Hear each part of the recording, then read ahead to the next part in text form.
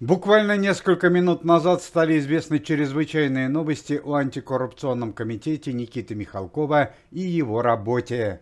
Со вступлением в Организацию по борьбе с преступностью и коррупцией министра обороны Российской Федерации Андрея Белоусова антикоррупционный комитет заработал с новой силой и стал проверять не только российский шоу-бизнес, но и представителей власти. Андрей Ремович Белоусов – один из немногих представителей высших эшелонов власти, который проявил себя порядочным и принципиальным человеком и не запятнал себя позором коррупции. Андрей Ремович смог воспитать и достойных детей, один из которых офицер ВДВ, а второй преподаватель истории. К сожалению, несколько дней назад в жизни министра обороны Российской Федерации произошла семейная драма. На передовой спецоперации погиб его старший сын, майор ВДВ Сергей Белоусов.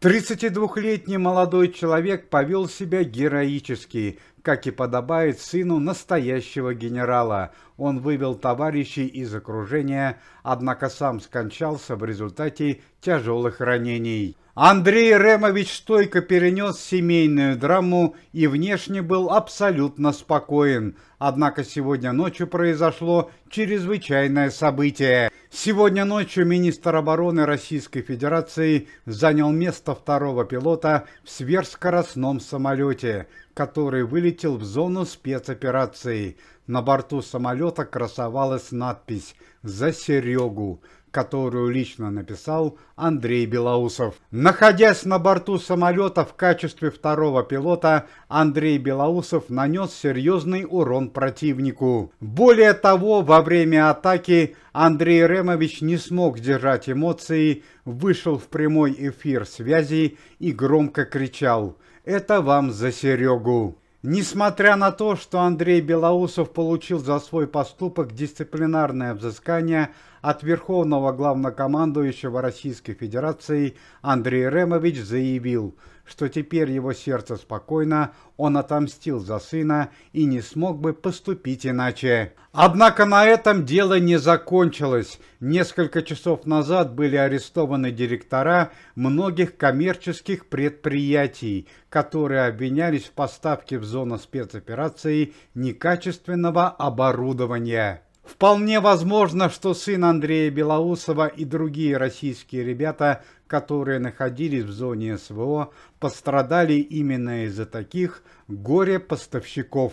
Но и по традиции последние новости о антикоррупционном комитете и его работе. В Башкирии, в городе Кумертау, благодаря усилиям сотрудников антикоррупционного комитета, был арестован мэр города по причине злоупотребления властью и жалоб со стороны населения. Сотрудники команды Никиты Михалкова арестовали дорогую недвижимость в Болгарии и Греции у певицы по имени Глюкоза.